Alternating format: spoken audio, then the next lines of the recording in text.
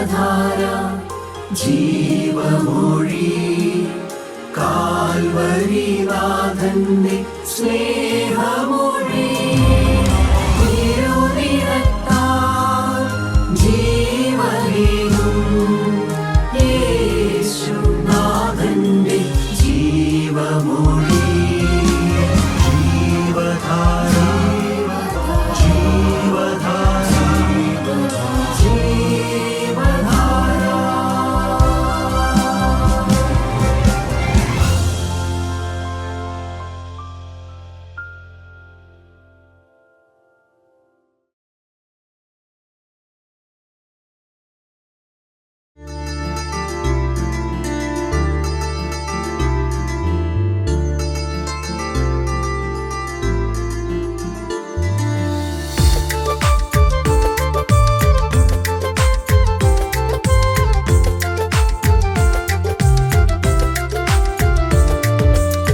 നാഥൻ വരും നാളിൽ നാഥനോടന്നാളിൽ നാടും വീടും വിട്ട് നാം ചേരും സിയോനിൽ നാടും വീടും വിട്ട് നാം ചേരും സിയോനിൽ.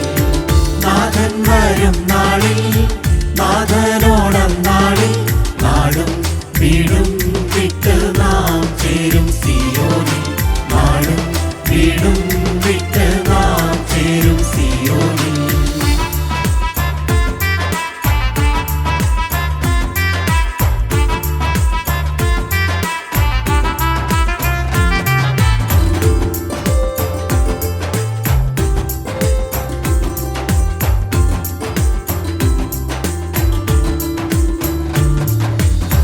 രോഗവും ശോകവുമില്ലവിടെ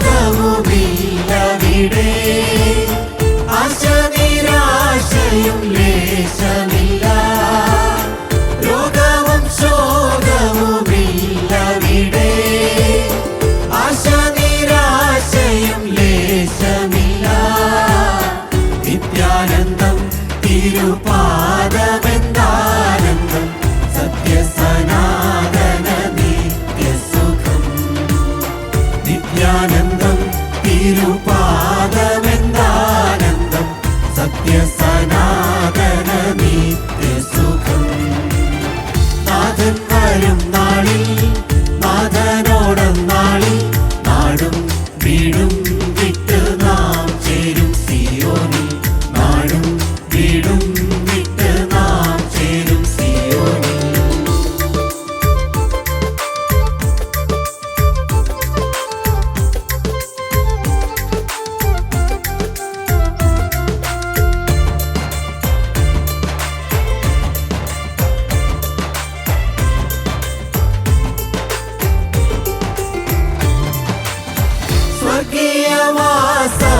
സ്വർഗീയവാസമവർണ്ണനീയം സ്വത്തും സമ്പാദ്യവും ദൈവം തന്നെ. സ്വർഗീയവാസമവർണ്ണനീയം സ്വത്തും സമ്പാദ്യവും ദൈവം തന്നെ. സത്യവും നീതിയും നിത്യം വാഴും തീരം നിത്യവും ഭാസുരം ശാന്തി തീരം. സത്യവും നീതിയും നിത്യം വാഴും തീരം നിത്യവും ഭാസുരം ശാന്തി തീരം. നാഥൻ വരും നാളിൽ നാഥനോടന്നാളിൽ നാടും വീടും വിട്ട് നാം ചേരും സിയോനിൽ നാടും വീടും വിട്ട് നാം ചേരും സിയോനിൽ.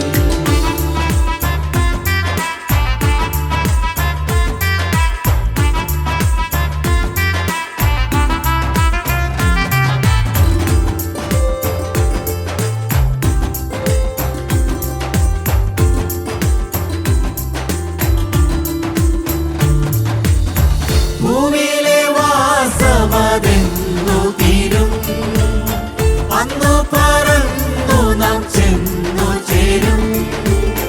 ഭൂമിയിലെ വാസമതെന്നു തീരും അന്നു പറന്നു നാം ചെന്നു ചേരും. സുന്ദര മന്ദിരം ശുദ്ധര പ്രിയരും ദൂതരോടൊത്തു വസിച്ചിടുമേ.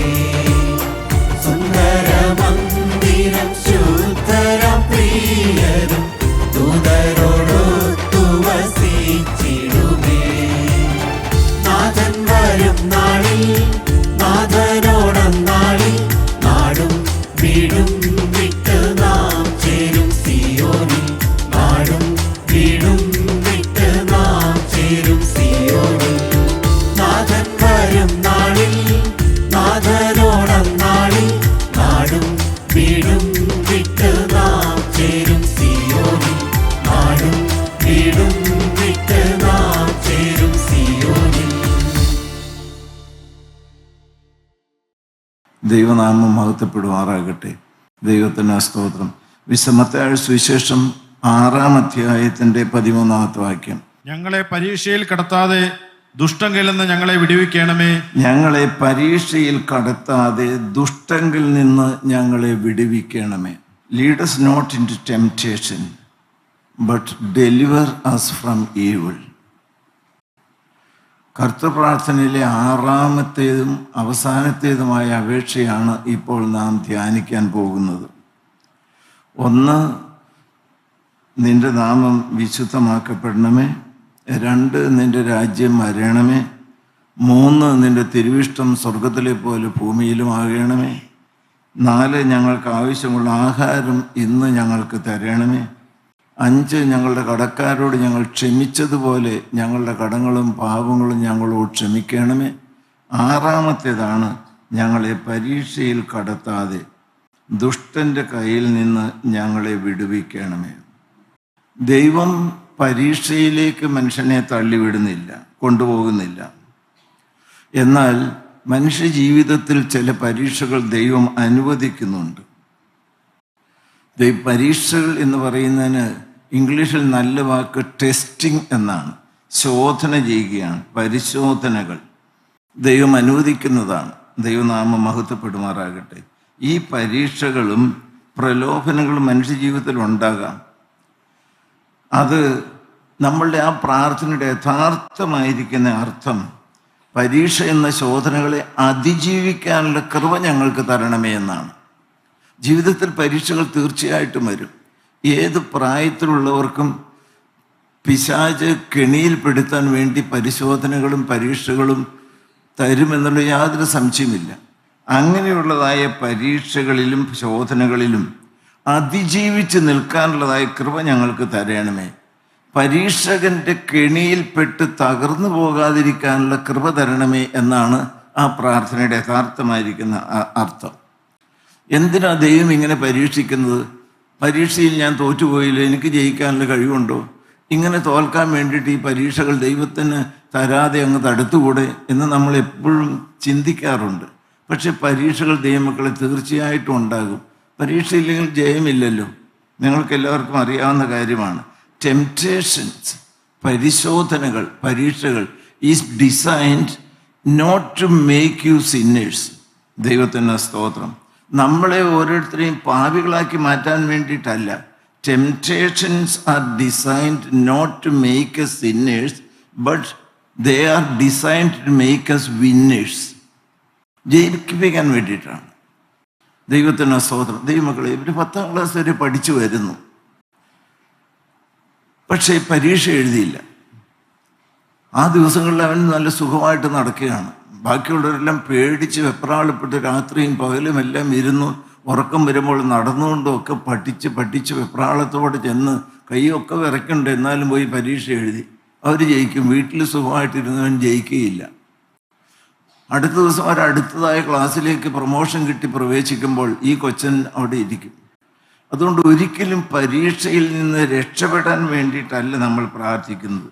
പരീക്ഷ വീഴിക്കാനല്ല, പരീക്ഷ ജയിപ്പിക്കാൻ വേണ്ടിയിട്ടാണ്. ദൈവത്തിൻ്റെ മഹത്വം. നമ്മളെ ഒരു പടിയും കൂടെ ഉയർത്താൻ വേണ്ടിയിട്ടാണ്. നിങ്ങൾക്കറിയാം, അബ്രഹാമിന് ദൈവം പരീക്ഷിക്കുന്നു. ഒരു സാധാരണ ശോധനയല്ല വന്നത്. നാളുകളോളം കാത്ത് പ്രാർത്ഥിച്ച് മേടിച്ചതായ ഒരു മകൻ വാർദ്ധക്യത്തിൽ കിട്ടി. അബ്രഹാമിനും സാറായിക്കും ഇസ്ഹാക്കിനെ കിട്ടി. പക്ഷെ അതേ ദൈവം സന്തോഷത്തോടെ മകനെ കിട്ടിയല്ലോ എന്ന് വിചാരിച്ച് സ്നേഹവാത്സല്യത്തോടെ വളർത്തിക്കൊണ്ടുവന്നായ മകനെ, ആ ഏകജാതനായ നിന്റെ മകൻ ഇസ്ഹാക്കിനെ തന്നെ യാഗമർപ്പിക്കാനാണ് പറഞ്ഞത്. യാഗമർപ്പിക്കുക എന്ന് പറഞ്ഞാൽ ഒരു സമർപ്പണം എടുപ്പിക്കുകയല്ല. വിറക് കീറി യാഗപീഠം ഒരുക്കി കൈയും കാലും കെട്ടി മകനെ അവിടെ കിടത്തിയിട്ട് സ്വന്തം കൈകൊണ്ട് മൂർച്ചയുള്ളതായ കത്തി കഴുത്തറക്കാൻ വേണ്ടിയിട്ടാണ് യാഗമർപ്പിക്കുക എന്ന് പറഞ്ഞത്. വലിയൊരു പരീക്ഷയല്ലേ വാസ്തവത്തിൽ അത്. പക്ഷെ അത് എന്തിനു വേണ്ടിയിട്ടാണ്? ഒന്ന് വായിക്കാൻ വേഗം 22-ാം അധ്യായം എടുത്ത് ഉൽപ്പത്തി 22-ന്റെ 1-2. അതിന്റെ ശേഷം ദൈവം അബ്രാഹാമിനെ പരീക്ഷിച്ചത് എങ്ങനെയെന്നാൽ അബ്രാഹാമെ എന്ന് വിളിച്ചതിന് ഞാനിതാ എന്ന് അവൻ പറഞ്ഞു. അപ്പോൾ അവൻ, നിന്റെ മകനെ, നീ സ്നേഹിക്കുന്നതിന്റെ ഏകജാതന ഇസ്ഹാക്കിനെ തന്നെ കൂട്ടിക്കൊണ്ട് മോറിയാദേശത്ത് എന്ന് അവിടെ ഞാൻ നിന്നോട് കൽപ്പിക്കുന്ന ഒരു മലയിൽ അവനെ ഹോമയാഗം കഴിക്കുക എന്ന് ഹോമയാഗം കഴിക്കാനാ പറഞ്ഞത്. നമ്മൾ ആണെങ്കിൽ പലതരത്തിലുള്ളതായ നീക്കുപോക്കുകൾ കണ്ടുപിടിച്ച് ന്യായീകരിക്കുവാനായിട്ട് നോക്കും. കടൽക്കരയിലെ മണൽത്തരി പോലെ എണ്ണമില്ലാത്ത സന്തതികളെയും തലമുറകളെയും തരാമെന്നല്ലേ പറഞ്ഞത്. എനിക്ക് 10 പലതും ഇല്ലല്ലോ, ഈ ഒരു ഏകജാതനല്ലേ എനിക്ക് വാഗ്ദത്ത സന്തതിയായിട്ടുള്ളത്. ദൈവമക്കളെ, അതുകൊണ്ട് ദൈവം ആണോ പറഞ്ഞതൊക്കെ ചിന്തകൾ വരാം. പക്ഷെ വ്യക്തമായി ദൈവത്തിൻ്റെ അരുളപ്പാടാണ് അബ്രഹാം മനസ്സിലായി. അതിൻ്റെ വരുംവരായികളൊന്നും ചിന്തിച്ചില്ല. വിറകും കത്തിയും തീയും എല്ലാമായിട്ട് പോവുകയാണ്. ദൈവത്തിൻ്റെ മഹത്വം. ശോധനയല്ലേ വാസ്തവത്തിൽ, വലിയൊരു പരീക്ഷയല്ലേ. നാം ആണെങ്കിൽ ചെയ്യോ ദൈവമക്കളെ? നിസ്സാരമായിട്ടല്ല ഞാൻ എടുക്കേണ്ടത്. നിങ്ങൾ ഓരോരുത്തരും ചിന്തിക്കണം. ദൈവമക്കൾ ഡോക്ടർ റോബർട്ട് എ കുക്ക് പറയും, നമ്മുടെ ചടങ്ങ് ചൊല്ലുകളുടെ ആവർത്തനമായി നാം ഒരിക്കലും ഈ പ്രാർത്ഥന ചൊല്ലി തീർക്കരുത്. കർത്തൃപ്രാർത്ഥന അങ്ങ് തുടങ്ങിക്കഴിഞ്ഞാൽ ഓടി അങ്ങ് തീർക്കാം. ചടങ്ങ് പ്രാർത്ഥനയുടെ ആവർത്തനമായി ഒരിക്കലും കർത്തൃപ്രാർത്ഥന ചൊല്ലി തീർക്കരുത്. ഒരു ഞെട്ടലോടെ അവിടെ നിൽക്കാവുള്ളൂ. ഞാൻ വളരെ പ്രായോഗികമായിരിക്കുന്ന കാര്യം അറിയുന്നു. എവിടെയാണ് ഞാൻ നിൽക്കുന്നത്?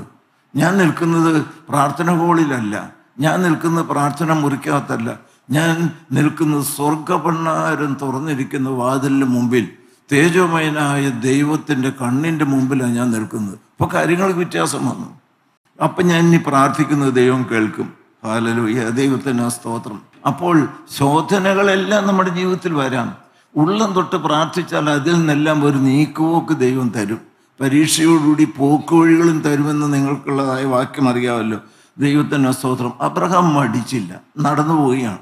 അങ്ങനെ പോകുമ്പോഴും ഉള്ളം അങ്ങോട്ട് വിറപ്പിക്കുന്നൊരു ചോദ്യമാണ്. ദൈവത്തിന് സ്തോത്രം. കത്തിയുണ്ട്, വിറകൊക്കെ ഉണ്ട്, പക്ഷേ അറക്കാനുള്ളതായ യാഗമർപ്പിക്കാനുള്ള കുഞ്ഞാടപ്പ എവിടെയാണെന്ന് ചോദിക്കുന്നു. പിതാവ്, എവിടെയാണ് കുഞ്ഞാട്? എന്ത് മറുപടി പറയും? ഉള്ളം ഒന്ന് പിടച്ചു കാണുകയില്ലേ? മകനെ, അത് നീ തന്നെയാണെന്ന് ഒരു അപ്പൻ എങ്ങനെ പറയും? 16-ാമത്തെ വാക്യം വായിച്ച്. നീ നിന്റെ ഏകജാതനായ മകനെ തരുവാൻ മടിച്ചില്ല. എല്ലാം കൈയും കാലും ഒക്കെ കെട്ടി അവിടെ കിടത്തി. ദൈവത്തിന് സ്തോത്രം. ആ ഓമന മുഖം ഒന്നോടെ കണ്ടു. ഒരു ചുംബനവും കൂടി കെട്ടിപ്പിടിച്ച് കൊടുത്തു കാണും. ഇനി തീരാൻ പോവുകയല്ലേ, കത്താൻ പോവുകയല്ലേ. ദൈവത്തിന് സ്തോത്രം.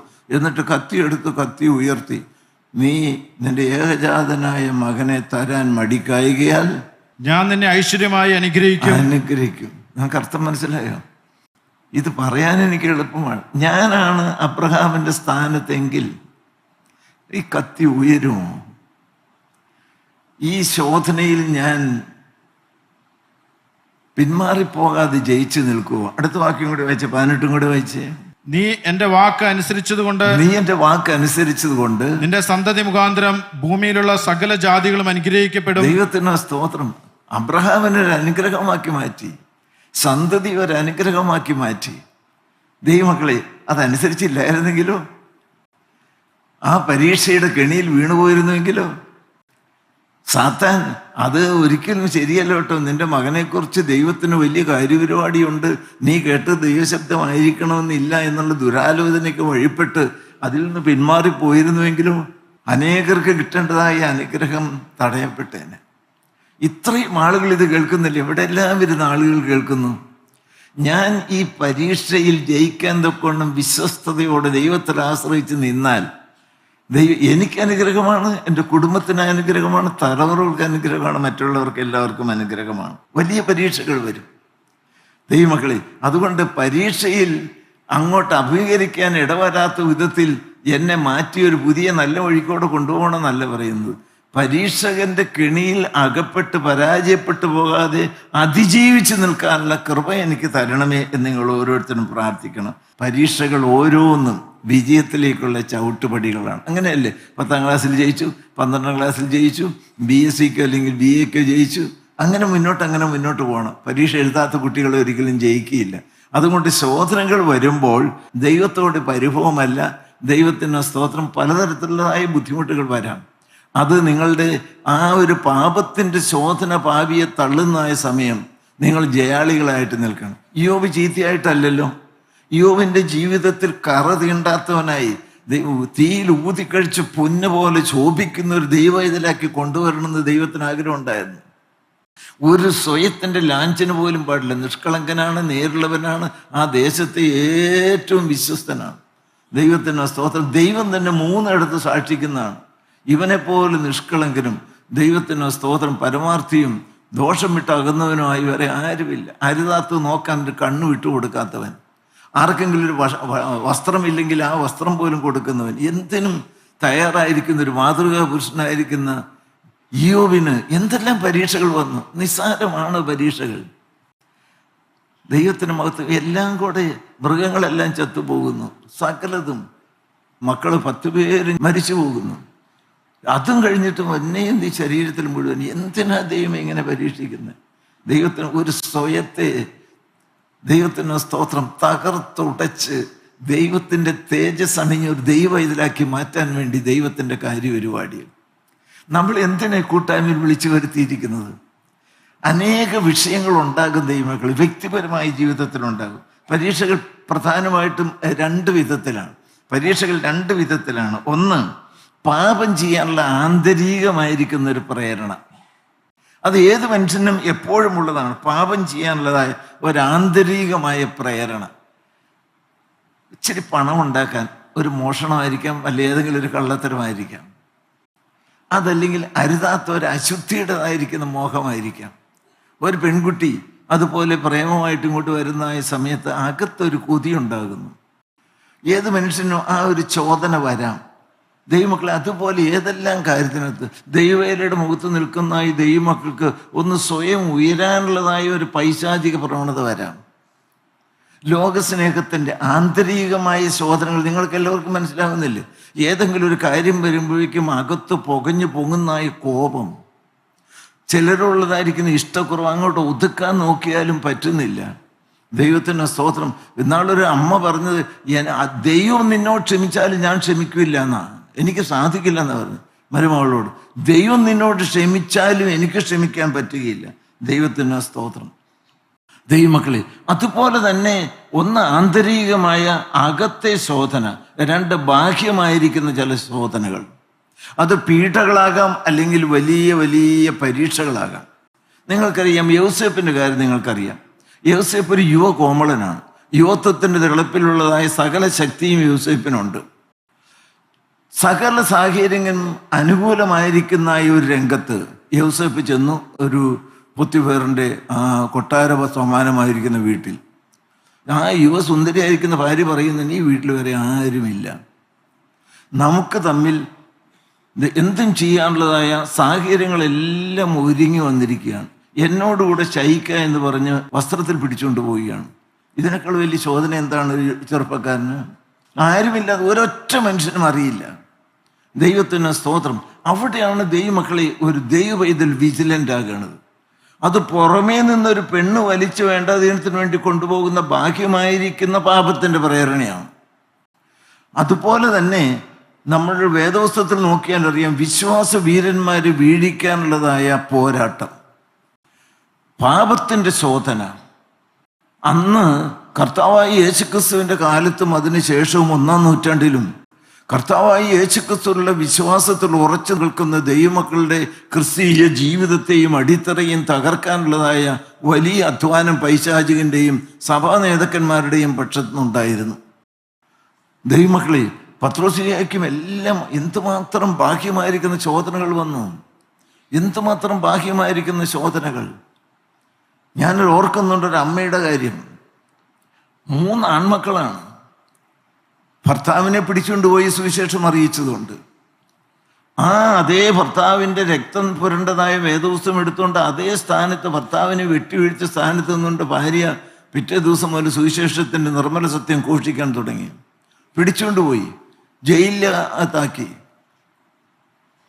ഞാനത് വായിച്ചപ്പോൾ ഞെട്ടിപ്പോയി. ദൈവത്തിന് സ്തോത്രം. ആ ജയിലിൻ്റെ പുറത്തൊരു പലക ഇട്ടിട്ട് മൂത്ത മകന് ഇവനെ വെട്ടിക്കളയാൻ പോവാണ്. കൊന്നു. നീ തള്ളി പറഞ്ഞില്ല എങ്കിൽ രണ്ടാമത്തവനും ചാകും. തീർന്നു. ഒരു വിശീകരിക്കാൻ എനിക്ക് കഴിവില്ല.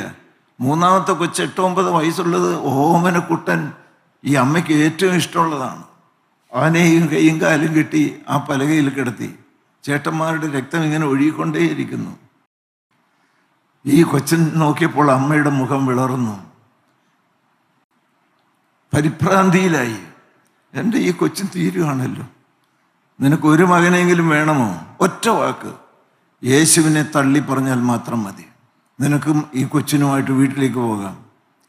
ഈ അമ്മയുടെ മുഖം പയ്യൊന്ന് വെപ്രാളം കൊണ്ട് വിഷമിക്കുന്നത് കണ്ടപ്പോൾ ഈ മകൻ അവിടെ കിടന്നുകൊണ്ട് പറഞ്ഞത് പറയാൻ പോലും എനിക്ക് യോഗ്യതയില്ല. അമ്മേ, എന്നോടുള്ള മകനോടുള്ളതായ സ്നേഹത്തെ പ്രതി അമ്മയ്ക്ക് വേണ്ടി ജീവൻ തന്ന അമ്മയെ സ്നേഹിച്ച കാൽവറിയിലെ സ്നേഹിതനായ കർത്താവിനെ തള്ളിപ്പറയാൻ ഇടവരരുത്. ആ കൊച്ചു 9 വയസ്സുള്ള കൊച്ചു പറയുന്നതാണ്. ദൈവത്തിന് സ്തോത്രം. Your love towards me shall not exceed your love to Jesus Christ. കാൽവറിയിലെ കർത്താവിനോടുള്ളതായ സ്നേഹത്തെക്കാൾ എന്നെ രക്ഷിക്കാൻ വേണ്ടി അമ്മ എന്നെ സ്നേഹിക്കരുത്. അങ്ങനെ ഒരു അമ്മ എനിക്ക് വേണ്ട. കൊച്ചിൻ്റെ വിശ്വാസമല്ല, അമ്മയുടെ വിശ്വാസം. ഇതൊക്കെ പറയാൻ, ഇതൊക്കെ കേൾക്കാൻ പോലും നോക്കി യോഗ്യതയുണ്ട്. എന്ത് പറയുന്നു ദൈവമക്കളെ നിങ്ങളുടെ വിശ്വാസമൊക്കെ? എങ്ങനെയുണ്ട് ആത്മീയ ജീവിതത്തിൻ്റെ ആഴം? 1 പത്രോസ് 4:12 വായിച്ച്. പ്രിയമുള്ളവരെ, നിങ്ങൾക്ക് പരീക്ഷയ്ക്കായി സംഭവിച്ചിരിക്കുന്ന അഗ്നിശോധനയെങ്കിൽ ഒരു അപൂർവ കാര്യം നിങ്ങൾക്ക് വന്നുകൂടി എന്ന് വെച്ച് അതിശയിച്ചു പോകരുത്. അഗ്നിശോധന തീയിൽ ഊതി കഴിക്കുകയാണ്. അതിൽ ഒരു അതിശയം കൂറി നിങ്ങൾ വെപ്രാളപ്പെട്ടു പോകരുത്. വായിച്ചു. ക്രിസ്തുവിന്റെ കഷ്ടങ്ങൾക്ക് പങ്കുള്ളവരാകും തോറും. നിങ്ങൾ എല്ലാവരും കേട്ട്, ക്രിസ്തുവിന്റെ കഷ്ടങ്ങൾക്ക് പങ്കാളികളാകും തോറും, പരീക്ഷയിലേക്ക് വന്ന് കഷ്ടങ്ങൾ സഹിച്ച് ആ തീയിലേക്ക് നമ്മൾ വരും തോറും സന്തോഷിക്കണം. എന്താ ഇങ്ങനെയൊക്കെ വന്നേ? ദൈവം എന്തിനാ ഇതൊക്കെ അനുവദിക്കുന്നത്? എന്താ ഈ രോഗം? എന്താ ഈ വീഴ്ച? എന്താ ഈ അപകടം? എന്താണ് ഈ അപ്രതീക്ഷിതമായിരിക്കുന്ന അകാല മരണം? ഇതൊക്കെ നിങ്ങൾ ചോദിക്കുന്ന ചോദ്യങ്ങളല്ലേ? അതിൽ സന്തോഷിക്കുകയാണ് വേണ്ടത്. കാരണം എന്താ? അങ്ങനെ നിങ്ങൾ അവന്റെ തേജസ്സിന്റെ പ്രത്യക്ഷതയിൽ ഉല്ലസിച്ച് ആനന്ദിപ്പാൻ ഇടവരും. ഇത് എഴുതി വെച്ചോ നിങ്ങൾ. ദൈവത്തിന് സ്തോത്രം. നിങ്ങൾ പോലും ചോദിക്കുക, എന്താ അവനങ്ങനെ വന്നേ? പള്ളിയിലൊക്കെ പോകണല്ലേ, കൂട്ടായ്മ പോകണല്ലേ, സാക്ഷ്യം പറയുന്നല്ലേ, ദൈവാലയം ചെയ്യുന്നതല്ലേ, എന്നിട്ട് എന്താ കുടുംബത്തിന് കെടുതി വന്നേ? നിങ്ങൾ സ്വർഗത്തിൽ ചെല്ലുമെങ്കിൽ കാണും തേജസ്സിന്റെ കിരീടം ധരിച്ചുകൊണ്ട് ദൈവത്തിന് സ്തോത്രം മണവറയിൽ സന്തോഷത്തിൽ ദൈവത്തെ ആ പൈതൽ ആരാധിക്കുന്നത്. കാരണം ശോധന കഴിഞ്ഞ് വന്നതാണ്. സുഖലോലുപരായി ജീവിച്ച ഒരു വ്യക്തിയും സ്വർഗ വീട്ടിൽ എത്തിയിട്ടില്ല. ജീവിതത്തിൽ കഠിന ശോധനകളുടെ അന്തിമ ഫലമാണ്, അൾട്ടിമേറ്റ് റിസൾട്ടാണ് സ്വർഗമെന്ന് പറയുന്നത്. അതിജീവിക്കാൻ തക്കവണ്ണം ശോധനകൾ വരണം. എനിക്ക് ക്ഷമയുണ്ടോ എന്ന് എങ്ങനെ അറിയണേ? ഒരു തരത്തിലും വഹിക്കാൻ വയ്യാത്ത ഒരു മരുമകൾ വരുമ്പോൾ 100 പ്രാവശ്യം സ്തുതിക്കണം. അവിടെയാണ് ഞാൻ ക്ഷമ പഠിക്കുന്നത്. എന്ത് പറഞ്ഞാലും കുറ്റം വിധിക്കുന്ന ഒരു അമ്മയുണ്ടെങ്കിൽ മരുമകൾ സ്തുതിക്കണം. അവിടെ എന്നെ ക്ഷമയെ അഭ്യസിപ്പിക്കുകയാണ്. ഞാൻ സാധാരണ പലരോടും പറയാറുണ്ട്, ദൈവത്തിന് സ്തോത്രം, കാലയിൽ ഏതെങ്കിലും ഒരു ടാറോ അതല്ലെങ്കിൽ കരിയോയിലോ എന്തെങ്കിലും പറ്റിക്കഴിഞ്ഞാൽ നല്ല ഗ്ലേസ്ഡ് ടൈൽസ് ഇട്ടേക്കിനെടുത്ത് കാലിട്ട് അരച്ചാൽ പറ്റുമോ? അതൊന്നും ചെളിയും പോവില്ല, ആ കറുത്തതായ പാടും ഒന്നും പോവില്ല, ഓയിലും ഒന്നും പോവില്ല. അത് ശരിക്കും ഒന്ന് കഴുകി ശുദ്ധിയായി കിട്ടണമെങ്കിൽ പരുവരുത്ത പാറയിലിട്ട് വരയ്ക്കണം. ജീവിതത്തിൽ പരുവരുത്തതായ പ്രതലങ്ങളുമായി മുട്ടി ഉരുമി പോകേണ്ടതായ സാഹചര്യങ്ങൾ വരുമ്പോൾ അതിനെ അതിജീവിച്ചു പോയി സുഖലോലുവരായി ജീവിച്ച് സ്വർഗത്തിലെത്താനൊക്കെയില്ല. ദൈവത്തിന് സ്തോത്രം. ദൈവമക്കളെ, പരീക്ഷ സഹിക്കുന്ന മനുഷ്യൻ ഭാഗ്യവാൻ. 1 പത്രോസ് 1:6-7 കൂടെ വായിച്ച്. അതിൽ നിങ്ങളിപ്പോൾ അല്പനേരത്തേക്ക് നാനാ പരീക്ഷകളാൽ ദുഃഖിച്ചിരിക്കേണ്ടി വന്നാലും, അല്പസമയത്തേക്ക് നാനാ പരീക്ഷകളിൽ അകപ്പെട്ടിരിക്കുന്ന നിങ്ങൾ ദുഃഖിച്ചിരിക്കേണ്ടി വന്നാലും ആനന്ദിക്കുന്നു. അഴിഞ്ഞു പോകുന്നതും തീയിൽ ശോധന കഴിക്കുന്നതുമായ പൊന്നിനേക്കാൾ നിങ്ങളുടെ വിശ്വാസത്തിന്റെ പരിശോധന വിലയേറിയതെന്ന്. ദൈവത്തിന് സ്തോത്രം. വിശ്വാസത്തിന്റെ പരിശോധന വിലയേറിയതാണ്. ആ പരിശോധനയിൽ അതിജീവിച്ച് നിങ്ങൾ വന്ന് സ്വർഗ വീട്ടിലെത്തണം. ജർമ്മനിയിലാണ് വലിയൊരു തീപിടുത്തം ഉണ്ടായത്, നിങ്ങൾ കേട്ടിട്ടുണ്ട്. വലിയ തീപിടുത്തം. ഒരു വില്ലേജ് മുഴുവൻ, ഒരു ഗ്രാമം മുഴുവൻ കത്തി നശിച്ചു. മരങ്ങൾ ഉൾപ്പെടെ എല്ലാ കെട്ടിടങ്ങളും ഉൾപ്പെടെ അനേകം പേര് തീയിൽ വെന്തുപോയി. അവരെല്ലാവരും കൂടെ ആരാധനയ്ക്ക് കൂടുന്ന മനോഹരമായൊരു ദേവാലയം ഉണ്ടായിരുന്നു. കത്തിച്ചാമ്പലായിപ്പോയി. യാതൊന്നുമില്ലാത്ത വിധത്തിൽ മുഴുവൻ ആ ദേവാലയം കത്തി കരിഞ്ചാമ്പലായി. ആ ആഴ്ചയുടെ അവസാനം ഞായറാഴ്ച അവർ സ്ഥിരമായി ആ ദേവാലയത്തിൽ ആരാധിക്കാൻ കൂടുന്ന ദൈവമക്കളാണ്. ആരും അങ്ങോട്ടും ഇങ്ങോട്ടും പറഞ്ഞിട്ടല്ലേ. ബഹുമാനപ്പെട്ട അച്ഛനും അവിടെ ചെന്നു, ആളുകളെല്ലാവരും കൂടി അവിടെ ചെന്നു. ഒന്നുമില്ല, ചാരം മൂടി കിടക്കുന്നതായ ആ ഒരു ദൈവാലയത്തിൻ്റെ തറ മാത്രം. ബഹുമാനപ്പെട്ട അച്ഛൻ മധുവായിരിക്കുന്ന അങ്ങോട്ട് ചെന്നു. അവിടെ നിന്നുകൊണ്ട് ഇങ്ങനെ ഒരു സ്ലാബ് അവിടെയുണ്ട്, കോൺക്രീറ്റ് കൊണ്ടുള്ളൊരു സ്ലാബ്.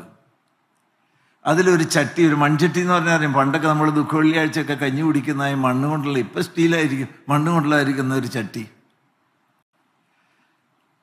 നോക്കിയപ്പോൾ ആ ചട്ടിക്ക് ഒരു വ്യത്യാസമൊന്നുമില്ല. അതിൻ്റെ ഷേപ്പ് അങ്ങനെ തന്നെയാണ്. വേറെ കാസായും ബീലാസായും ഉൾപ്പെടെ സകലതും കത്തി ചാമ്പലായിപ്പോയി.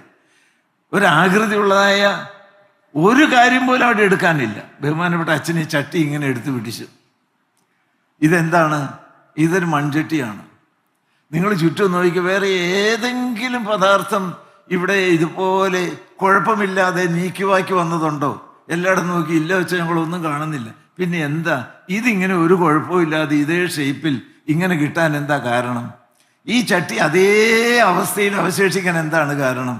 എല്ലാവരും ഇങ്ങനെ അത്ഭുതം കൂറിക്കിടന്നു. അച്ഛൻ പറഞ്ഞു, ഇതൊരിക്കൽ ഒരു തീച്ചുളയിൽ കൂടി കടന്നു പോയതാ. കേട്ടോ നിങ്ങൾ? ഈ ചട്ടി ഒരിക്കൽ മണ്ണ് കൊണ്ടുണ്ടാക്കിയതിന് ശേഷം അത് പൊള്ളിച്ചെടുക്കാൻ വേണ്ടി തീച്ചുളയിലിട്ട് പൊള്ളിച്ചെടുത്തതാണ്.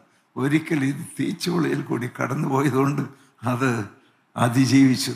നിങ്ങൾക്കൊക്കെ സ്വർഗ വീട്ടിലെത്താമെങ്കിൽ ഒരു കാര്യം നിങ്ങൾ കാണുന്നു. തീ തിന്ന് കടന്നുപോയ ദൈവമക്കൾ സന്തോഷത്തിൻ്റെ മടവിൽ ജ്വലിക്കുന്നത്. ഇത് നിങ്ങൾ എഴുതി വെച്ചു. ദൈവത്തിന് സ്തോത്രം. ദൈവമക്കളെ, പരീക്ഷയുടെ അഗ്നിശോധന വിലയേറിയത്. ഹല്ലേലൂയ, ദൈവത്തിന് സ്തോത്രം. അതുകൊണ്ട് ആന്തരികമായിരിക്കുന്നതായ മോഹത്തിൻ്റെതായ പാപത്തിൻ്റെ ശോധന വരും. അതുപോലെ തന്നെ ബാഹ്യമായിരിക്കുന്ന വിശ്വാസത്തിൻ്റെ ശോധന വരും. പാപത്തിൻ്റെ ശോധനയും പുറമേ നിന്ന് വരും. ഇത് രണ്ടിലും നിങ്ങൾ അതിജീവിച്ച് നിൽക്കണം. ദൈവത്തിന് സ്തോത്രം.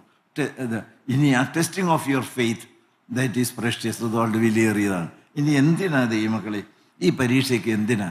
പരീക്ഷയെക്കുറിച്ച് എന്ത് മനോഹരമായിട്ടാണ് വേദപുസ്തകത്തിൽ, പുതിയ നിയമത്തിൽ പ്രത്യേകിച്ച് പറയുന്നത് നിങ്ങൾക്കറിയാമോ? എന്തിനാണ് ഈ പരീക്ഷകൾ? ചില കാര്യങ്ങൾ നിങ്ങളോട് പറയാം. വായിച്ചു. യാക്കോബ് 1:2-3. എന്റെ സഹോദരന്മാരെ, നിങ്ങൾ വിവിധ പരീക്ഷകളിൽ അകപ്പെടുമ്പോൾ നിങ്ങളെ വിശ്വാസത്തിന്റെ പരിശോധന സ്ഥിരത ഉളവാക്കുന്നു എന്നറിഞ്ഞ്. ദൈവത്തിന് സ്തോത്രം. ഒന്നാമത്തെ കാര്യം, പരീക്ഷ സഹിക്കുന്ന മനുഷ്യൻ ഭാഗ്യവാൻ. കാരണം അവൻ സ്ഥിരത ഉറപ്പുള്ളവനായിരിക്കും. ഒരു പരീക്ഷയില്ലാണ്ടെന്ന് കഴിഞ്ഞാൽ വേഗം ചാഞ്ചാടി പോകും. പരീക്ഷകളെ നിങ്ങൾ ഒഴിഞ്ഞു മാറാനായിട്ട് ഒരിക്കലും താല്പര്യപ്പെടരുത്. സ്ഥിരത ഉളവാക്കണം. Produce steadfastness. നല്ല ഉറച്ചു നിൽക്കും. ഞാൻ എന്തെല്ലാം കാര്യങ്ങൾ കണ്ടു വളർന്നതാ, ഞാൻ എന്തെല്ലാം ചോദനകൾ വന്നതാ. ദൈവമക്കളെ, യോസേഫിന് എന്തെങ്കിലും പീഡകൾ വരുമ്പോൾ വല്ല എപ്രാളമുണ്ടോ? എന്തിനാ ജയിലിലടച്ച്? എനിക്ക് വല്ലതും തെറ്റുപറ്റി? ഒരു എപ്രാളവും ഇല്ല. വളരെ വ്യക്തമായൊരു ഉറപ്പുണ്ട്. ദൈവത്തിന് സ്തോത്രം. നല്ല ഉറച്ച ക്രിസ്ത്യാനികൾ. ഇളകുന്നതായി ദൈവമക്കൾ ഒന്നിനും കൊള്ളില്ല.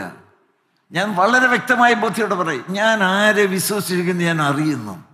ഞാൻ ആരോടാണ് ഒരു വാക്ക് പറഞ്ഞിരിക്കുന്നത് മാറുന്നു. കൂട്ടായ്മകൾ മാറാം, ദൈവമക്കൾ മാറാം, ശ്രേഷ്ഠന്മാർ പലരും മാറിപ്പോയി, തെറ്റുപോയി എന്ന് വന്നേക്കാം, പലതരത്തിലുള്ള വിമർശനങ്ങൾ എന്ന് വന്നേക്കാം. പക്ഷെ ഒരിക്കലും എന്നേക്കും അനന്യനായി മാറാതെ നിൽക്കുന്ന പ്രാണപ്രിയനായ കർത്താവ് യേശുക്രിസ്തു ഇന്നും ജീവിക്കുന്നവനാണ്. എൻ്റെ ജീവിതത്തിൽ കാലങ്ങളിൽ നല്ല ഉറപ്പോടെ പിടിച്ചു നിർത്തുന്ന ജീസസ് ക്രൈസ്റ്റ് എൻ്റെ ദൈവം. ഹീ ഈസ് അൻ അൺചേഞ്ചിങ് ജീസസ്. അന്ന് കർത്താവ് എങ്ങനെയായിരുന്നു? ആ പത്രോസിയായി യോഹന്നാൻസ്ലിയായി എല്ലാം ചേർന്ന് നടന്നതായ അതേ കർത്താവ്, ദമസ്കോസിന്റെ പടിവാതിൽക്കൽ നിന്ന അതേ കർത്താവ്, ലാസറിന്റെ കല്ലറയിൽ നിന്നുകൊണ്ട് ലാസറയെ പുറത്തു വരിക എന്ന് പറഞ്ഞപ്പോൾ അത്ഭുതം നടത്തിയ അതേ കർത്താവ്, ഒരു മാറ്റമില്ലാതെ അന്നത്തെ പോലെ ഇന്നും. അന്ന് മറിയയ്ക്ക് കർത്താവിന്റെ കാൽക്കൽ വീഴാമായിരുന്നു. ഇന്നും പാവപ്പെട്ട ഈ ദൈവദാസന് എന്ന് വീണച്ച പറയുന്നത്. ഹല്ലേലൂയ, ദൈവത്തിന് സ്തോത്രം. ആ ചുടുരക്തം എന്നൊക്കെ പറയുന്ന എന്ത് പരമാർത്ഥമാണെന്ന് നിങ്ങൾക്കറിയാമോ? ഞാൻ കേവലം പറയല്ല, അതൊരു ദൈവത്തിൻ്റെ കൃപയാണ്. ഹല്ലേലൂയ, ദൈവത്തിന് സ്തോത്രം. കുറേനേക്കാരനെ ശീമോൻ കർത്താവായി യേശുക്രിസ്തു ചുമന്നതായ ക്രൂശിന്റെ അറ്റം താങ്ങിക്കൊണ്ട് പിന്നാലെ നടന്നുപോലെ ഇന്നും അതേ കർത്താവിന്റെ പിന്നാലെ എനിക്ക് നടക്കാം. ദൈവത്തിന് സ്തോത്രം. ഏത് കൊടുമ്പാവിയാണെങ്കിലും കർത്താവായ യേശുക്രിസ്തുവിനെ കണ്ടുകൊണ്ട് വലത്തുഭാഗത്തെ കള്ളൻ ചില കാര്യങ്ങൾ തുറന്നു പറഞ്ഞ പോലെ അതേ കർത്താവ് ക്രൂശിൽ പിടഞ്ഞു മരിക്കുന്ന രംഗം എൻ്റെ വിശ്വാസത്തിൻ്റെ കണ്ണുകൊണ്ട് വ്യക്തമായി കണ്ടുകൊണ്ട് എനിക്ക് ചില കാര്യങ്ങൾ കർത്താവിനോട് ഉള്ളം തുറന്ന് പറയാം. മാറ്റമുണ്ടോ ദൈവത്തിനല്ലോ? പിന്നെ നിങ്ങൾ ആരെയും പേടിക്കണേ? ആര് പോയാലെന്താ, ആര് വന്നാലെന്താ, ആര് വീണാലെന്താ, ആര് എഴുന്നേൽക്കാലെന്താ? എൻ്റെ കർത്താവിന് മാറ്റമില്ല. വിശ്വാസത്തിൻ്റെ സ്ഥിരത. ദൈവത്തിൻ്റെ സ്തോത്രം. ഓരോ പ്രേരണകൾ വരുമ്പോഴും വലിയ തിരമാലകൾ വരുമ്പോഴും ഉറച്ചു നിന്നോളണം. കർത്താവായ യേശുക്രിസ്തു ശിഷ്യന്മാരുടെ പടകേറി അക്കരയ്ക്ക് പൊക്കളാൻ പറഞ്ഞു. ദൈവത്തിൻ്റെ സ്തോത്രം. പക്ഷേ ദൈവമക്കളെ, കാറ്റുമോളം തിരമാലയും വന്നു, അവർ പ്രളയപ്പെട്ടു പോയി. കർത്താവായ യേശുക്രിസ്തു കാറ്റിനെയും ഓളത്തെയും തിരമാലകളെയും ശാസിച്ചു, അതടങ്ങി. ആ കൂട്ടത്തിൽ കർത്താവ് ശിഷ്യന്മാരെയും ശാസിച്ചു. എന്തിനാ? നിന്റെ വിശ്വാസം എന്നതാ? അവരുടെ അവിശ്വാസത്തെ അവൻ ശാസിച്ചു. ദൈവമക്കൾ വിശ്വാസികളായി മാറണം. ഏതെങ്കിലും ഒരു സംഘടനയില്ല, ഈ ലോകത്തിലെ ഏതെങ്കിലും മനുഷ്യരുടെ നേതാവിനല്ല, മാറ്റമില്ലാത്ത ദൈവത്തിൽ. ദൈവത്തിൻ്റെ സ്തോത്രം. ഞങ്ങൾ ഈ ചെടികളെക്കുറിച്ച്, വലിയ വൻ മരങ്ങളെക്കുറിച്ച്, വലിയ ഉത്തുംഗ ശൃംഗത്തിൽ ഏറ്റവും പൊക്കമുള്ളതായ മലമുകളിൽ നിൽക്കുന്നതായ വൃക്ഷങ്ങൾ കാറ്റ് പിടിച്ച് ഒലയും അങ്ങോട്ടും ഇങ്ങോട്ടും. അതിൻ്റെ അറ്റം ചിലപ്പോൾ ഇങ്ങനെ വളഞ്ഞു വന്ന് നിലത്ത് മുത്തും, പക്ഷെ ഒരിക്കലും അറിയില്ല. കാരണം അറിയാമോ? കാറ്റ് വന്ന് അടിച്ചടിക്കുമ്പോഴേക്കും ഏറ്റവും വലിയ പ്രത്യേകത അതിൻ്റെ റൂട്ട് സിസ്റ്റം. ദൈവത്തിന് അതിൻ്റെ വേരുപടലം മണ്ണിലേക്ക് ഇങ്ങനെ പൂണ്ടുകൊണ്ട് ആഴത്തിൽ വേരുന്നാൻ തുടങ്ങും. Deeply rooted root system. ദൈവത്തിന് സ്തോത്രം. ജീവിതത്തിൽ വലിയ പരിശോധനയുടെ കാറ്റ് വീഴിക്കാൻ തക്കവണ്ണം ആഞ്ഞടിക്കുന്ന ദൈവമക്കളുടെ ജീവിതത്തിൽ വിശ്വാസത്തിന്റെ സ്ഥിരത നല്ല ദൃഢമായിരിക്കും. യാക്കോബ് 1:2 വായിച്ച്, നിങ്ങൾ വിവിധ പരീക്ഷകൾ അകപ്പെടുമ്പോൾ നിങ്ങൾ വിശ്വാസത്തിന്റെ പരിശോധന സ്ഥിരത ഉളവാക്കുന്നു എന്നറിഞ്ഞാൽ അത് അശേഷം സന്തോഷമെന്ന് എണ്ണുവിൻ. എന്നാൽ നിങ്ങൾ ഒന്നിലും കുറവില്ലാതെ തികഞ്ഞവരും. അത് സന്തോഷത്തോടെ അതിജീവിച്ച് നിങ്ങൾ കരേറി വരുമ്പോൾ നിങ്ങൾ ഒന്നിനും കുറവില്ലാതെ തികഞ്ഞവരും സമ്പൂർണരുമാകേണ്ടതിന് സ്ഥിരതയ്ക്ക് തികഞ്ഞ പ്രവൃത്തി ഉണ്ടാകട്ടെ. അതെന്തിനാ പരിശോധന? ഹല്ലേലൂയ. മനോഹരമായ ദൈവിക അരുളപ്പാടുകളാണ് നമുക്ക് തരുന്നത്. നിങ്ങളെ സമ്പൂർണരാക്കാൻ വേണ്ടിയിട്ടാണ്. നിങ്ങൾ തികഞ്ഞവരും സമ്പൂർണരുമായി മാറണം. A perfect man in Jesus Christ. അത് കർത്താവിൽ തികഞ്ഞ വ്യക്തിത്വം. ഉടനെ ആടി വിളയുന്നതല്ല. 1, നിങ്ങളെ സ്ഥിരത ഉളവാക്കാൻ. 2, നിങ്ങൾ തികഞ്ഞവരും സമ്പൂർണമായി മാറുവാൻ. ദൈവത്തിന് സ്തോത്രം. പിന്നീട് നമ്മൾ വായിച്ചല്ലോ 1 പത്രോസ് 1:6-7 കൂടെ വായിച്ച്, അതിൽ നിങ്ങൾ ഇപ്പോൾ അല്പനേരത്തേക്ക് നാനാ പരീക്ഷകളാൽ ദുഃഖിച്ചിരിക്കേണ്ടി വന്നാലും ആനന്ദിക്കുന്നു. അഴിഞ്ഞു പോകുന്നതും തീയിൽ ശോധന കഴിക്കുന്നതുമായ പൊന്നിനേക്കാൾ നിങ്ങൾ വിശ്വാസത്തിന്റെ പരിശോധന വിലയേറിയതെന്ന്. ഞാൻ എന്തിനാ ഇത് ഇത്ര ഊന്നി പറയുകയാണ്? വിശ്വാസത്തിൽ ഉറപ്പിക്കാനാണ് പരീക്ഷ. ആരിലാ ഉറക്കേണ്ടത്? കൂട്ടായ്മയിലല്ല, ദൈവമക്കളിലല്ല, സുവിശേഷ പ്രവർത്തനത്തിലല്ല. ക്രിസ്തുവിൽ വേരൂന്നി അടിസ്ഥാനപ്പെട്ടവരായിരിക്കണം. ക്രിസ്തുവിൽ വേരൂന്നി അടിസ്ഥാനപ്പെട്ടവര്. ദൈവത്തിന് സ്തോത്രം. എന്നെ ഇളക്കിക്കഴിഞ്ഞാൽ പോരുന്ന യേശുവിനോട് കൂടിയായിരിക്കും. ഞാൻ യേശുവിൽ അങ്ങോട്ട് വേര് പടലം ഊന്നി നിൽക്കുകയാണ്. ഇതൊരു പിരിയ ബന്ധമാണ്. ഞാനും എൻ്റെ കർത്താവും തമ്മിൽ ഭിന്നിച്ച ഒരു ജീവിതമില്ല. ഇതൊക്കെ നിങ്ങൾക്ക് മനസ്സിലാവുന്ന ഭാഷയാണ്. മാർട്ടിൻ എന്ന് പറയുന്ന ദൈവവിശ്വാസി, ദൈവത്തിന് സ്തോത്രം, നീ കർത്താവിനെ തള്ളിപ്പറഞ്ഞില്ല എങ്കിൽ തലവെട്ടും, കൈവെട്ടും, കാലുവെട്ടും എന്നൊക്കെ പറഞ്ഞു. ആദ്യം കാലുവെട്ടി, പിന്നെ കൈവെട്ടി. എനിക്കിതൊക്കെ പറയാൻ എളുപ്പമാണ്. നിനക്ക് നിരങ്ങി നടക്കാം. ദൈവത്തിന് സ്തോത്രം. ഞാൻ നിരങ്ങി നടന്നുകൊണ്ട് യേശു നല്ലവനാണ്, രക്ഷിതാവാണെന്ന് പറയുന്നു പറഞ്ഞു. എന്നാന്ന് കാണട്ടെ, അവൻ്റെ തലവെട്ടാൻ പറഞ്ഞു. ദൈവത്തിന് സ്തോത്രം. ദൈവമക്കളെ തലവെട്ടാൻ ഒരുങ്ങിയാണ്. നിനക്കെല്ലാം പറയാനുണ്ട് പറയാനുണ്ട്. എന്താണ്? എൻ്റെ ശരീരത്തിൽ നിന്ന് തലവെട്ടി മാറ്റാം, പക്ഷെ എൻ്റെ ചങ്കിനകത്ത് സ്ഥിരമായി വസിക്കുന്ന യേശുവിനെ പറിച്ചു കളയാൻ നിങ്ങൾക്ക് സാധ്യമല്ല. സ്ത്രീകളൊക്കെ കേട്ടത്, പൊത്തുകൊടുത്ത ആത്മീയം നിർത്തത്, പേരിനുള്ളതായ ഈ ചൊല്ലിക്കൂട്ടലുകൾ നിർത്തത്, ചടങ്ങായിട്ടുള്ളതായ യങ്മൻ ഫെലോഷിപ്പിനോ കൂട്ടായ്മയ്ക്കോ വെള്ളിയാഴ്ച സെക്കൻഡ് സാറ്റർഡേ വരുന്ന പരിപാടി നിർത്ത്. ദൈവത്തിന് സ്തോത്രം. പിരിയാത്തതായ തായ്തണ്ടും ചില്ലിയും പോലുള്ളതായ ഒരു ബന്ധം കർത്താവുമായിട്ട് നിങ്ങൾ സ്ഥാപിക്കുക. അങ്ങനെയുള്ളവരല്ലേ സ്വർഗത്തിൽ ചെല്ലുകയുള്ളൂ. അപ്രകാരമുള്ള പരീക്ഷയിൽ നിങ്ങൾ ജയിച്ച് നിന്നാൽ, വ്യക്തമായിട്ട് നിങ്ങളുടെ കാര്യം പറയാം, ദൈവത്തിന് സ്തോത്രം, പരീക്ഷയോട് ദൈവം പോക്കുവഴികൾ തരും, യാതൊരു സംശയമില്ല. പരീക്ഷ സഹിക്കുന്ന മനുഷ്യൻ ഭാഗ്യവാൻ എന്ന് പറയാൻ എന്താ കാരണം? യാക്കോബ് തന്നെ എടുത്ത 1-ാം അധ്യായത്തിന്റെ 12-ാമത്തെ വാക്യം. ഇന്ന് നടക്കേണ്ടതായ ഒരു കാര്യമാണ് നിങ്ങളോട് പറയാൻ പോകുന്നത്. വായിച്ച് യാക്കോബ് 1:12. പരീക്ഷ സഹിക്കുന്ന മനുഷ്യൻ ഭാഗ്യവാൻ, പരീക്ഷ സഹിക്കുന്ന മനുഷ്യൻ ഭാഗ്യവാൻ, അവൻ കൊള്ളാവുന്നവനായി തെളിഞ്ഞ ശേഷം. ദൈവത്തിന്റെ സ്തോത്രം. അവൻ കൊള്ളാവുന്നവനായി തെളിഞ്ഞ ശേഷം കർത്താവ് തന്നെ സ്നേഹിക്കുന്നവർക്ക് വാഗ്ദത്തം ചെയ്ത ജീവകിരീടം പ്രാപിക്കും. ഈ പരീക്ഷകൾ വരുമ്പോൾ, പാപത്തിന്റെ ശോധനകൾ വരുമ്പോൾ, വിശ്വാസത്തിന്റെ തീക്കടുത്തതായ വലിയ ശോധനകൾ വരുമ്പോൾ, ദൈവത്തെയും ദൈവമക്കളെയും കൂട്ടായ്മയെയും പരിശുദ്ധാത്മാവിന്റെ പ്രവർത്തനത്തെയും തള്ളി പറയാനുള്ളതായിരിക്കുന്ന ചില ആന്തരികമായ ശോധനകളോ പുറമേ നിന്നുള്ളതായ ബാഹ്യ ശക്തികളോ നിങ്ങളെ പ്രേരിപ്പിക്കുന്ന സമയത്ത് അതിലെല്ലാം ജയിച്ച് കർത്താവായ യേശുക്രിസ്തുവായിട്ട് പിരിയാത്ത സജീവമായ ഒരു ബന്ധം പുലർത്തുന്ന ദൈവമക്കളുടെ തലമേൽ ഒരു നിത്യതയുടെ കിരീടം എന്ന് വീഴും, ഒരു വാടാത്ത കിരീടം. ഈ കിരീടമുള്ള ദൈവമക്കളായിരിക്കും നമ്മുടെ കൂട്ടായ്മയിൽ. ദൈവമക്കളെ, ജയിക്കേണ്ടത് നിങ്ങൾക്ക്. എങ്ങനെ ജയിക്കാം? ഞാൻ വിശദീകരിക്കുന്നില്ല. ദൈവത്തിന്റെ സ്തോത്രം. കർത്താവായ യേശുക്രിസ്തുവിനെ സാത്താൻ പരീക്ഷിച്ചു. 40 ദിവസം ഉപവാസത്തിലായിരുന്നു. പരീക്ഷ ശരിയാണ്. പക്ഷേ സാത്താൻ വന്നു. കർത്താവായ യേശുക്രിസ്തു വചനം എന്ന വാളെടുത്തു. ദൈവത്തിന്റെ സ്തോത്രം. അതുകൊണ്ടാണ് നിങ്ങൾ എല്ലാവരും വചനത്തിന് വരണം. വചനം മനപ്പാഠം പഠിക്കണം. വചനം നിങ്ങൾ ഉരുവിടണം. വചനം നിങ്ങൾ മുട്ടുമേലിരുന്ന് വായിക്കണം. ഹല്ലേലൂയ. ദൈവത്തിന് സ്തോത്രം. വചനം എന്ന ഇരുവായത്തിലുള്ള വാളിന്റെ ശക്തി. ഹല്ലേലൂയ. ദൈവത്തിന് സ്തോത്രം. പിന്നെ ദൈവമക്കളെ, ഒരു വാക്യം കൂടെ വായിച്ച് വെളിപ്പാട് 12-ാം അധ്യായത്തിന്റെ 10 മുതലായ വാക്യം വായിച്ച്. അപ്പോൾ ഞാൻ സ്വർഗത്തിൽ ഒരു മഹാശബ്ദം പറഞ്ഞു. ഞാൻ പറഞ്ഞതല്ല, എന്നെ വിട. നിങ്ങൾ സ്വർഗത്തിൽ നിന്ന് ഒരു മഹാശബ്ദം പറഞ്ഞു കേട്ടത് എന്താണത്? ഇപ്പോൾ നമ്മുടെ ദൈവത്തിന്റെ രക്ഷയും ശക്തിയും രാജ്യവും അവന്റെ ക്രിസ്തുവിന്റെ ആധിപത്യവും തുടങ്ങിയിരിക്കുന്നു. ആധിപത്യം, എന്റെ ജീവിതത്തെ സമ്പൂർണ്ണമായി നിയന്ത്രിക്കുന്ന ദൈവത്തിന്റെ ശക്തി എന്റെ നിയന്ത്രണം ഏറ്റെടുക്കാൻ പോവുകയാണ്. എങ്ങനെ? നമ്മുടെ സഹോദരന്മാരെ രാപ്പകൽ ദൈവസന്നിധിയിൽ കുറ്റം ചുമത്തുന്ന, നമ്മളെ പരീക്ഷിച്ച് വീഴിക്കാൻ വേണ്ടി കെണിയിലേക്ക് കൊണ്ടുപോകുന്നായ അപവാദിയെ തള്ളിയിട്ട് കളഞ്ഞുവല്ലോ. എങ്ങനെ?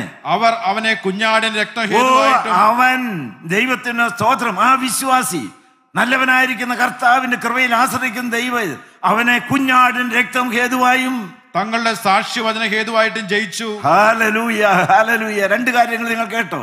എന്തൊക്കെയാ പറഞ്ഞ്? ഒന്ന് വചനം, രണ്ടാമതേതാണ് കുഞ്ഞാടിന്റെ ആ രക്തം. ആ രക്തം ഇപ്പോൾ ഗുണകരമായി സംസാരിക്കുകയാണ്. നമ്മുടെ തലകളെ വണക്കാം. ഹല്ലേലൂയ. ആ രക്തം എവിടെയാണ് വാർന്നൊലിക്കുന്നത്? അത് കർത്താവായ യേശുക്രിസ്തുവിന്റെ ശംഖുപൊട്ടി ഒഴുകി ഇപ്പോൾ ക്രൂശിൽ നിന്ന് വാർന്നൊലിക്കുകയാണ്. അങ്ങോട്ട് നിങ്ങൾ വന്നോ? Hallelujah, hallelujah, hallelujah. ആ രക്തം വാർന്നൊലിക്കുന്ന ക്രൂശിനെ കെട്ടിപ്പിടിച്ചുകൊണ്ട് കർത്താവിന് നിങ്ങളൊരു ഉടമ്പടി കൊടുക്കാമോ? ഹല്ലേലൂയ. ഏതെല്ലാം ശോധനകൾ വന്നാലും, പാപത്തിന്റെ ശോധനയോ അവിശ്വാസത്തിന്റെ ശോധനയോ ഏതെല്ലാം തരത്തിലുള്ളതായിരിക്കുന്ന സ്വയത്തിന്റെയോ ജഡത്തിന്റെയോ പ്രേരണ വന്നു കഴിഞ്ഞാലും, കർത്താവായ യേശുക്രിസ്തുവിനുള്ള സ്നേഹബന്ധത്തിൽ നിന്ന് എന്നെ അകറ്റുവാൻ സാധിക്കുകയില്ല എന്ന് കർത്താവായ യേശുക്രിസ്തു രക്തമാർന്നൊലിക്കുന്ന ക്രൂശിനെ കെട്ടിപ്പിടിച്ചുകൊണ്ട് നിങ്ങൾക്കൊരു തീരുമാനമെടുക്കാമോ? Hallelujah, hallelujah. ആ തീരുമാനമെടുക്കുന്നവരുടെ തലമേൽ വാടാത്ത കിരീടം വന്ന് വീഴും. അതിന് സ്വർഗത്തിൽ ദൈവം കൃപ എന്ന് സഹായിക്കട്ടെ. ദൈവനാമം മാത്രം മഹത്വപ്പെടുമാറാകട്ടെ. സ്തോത്രം.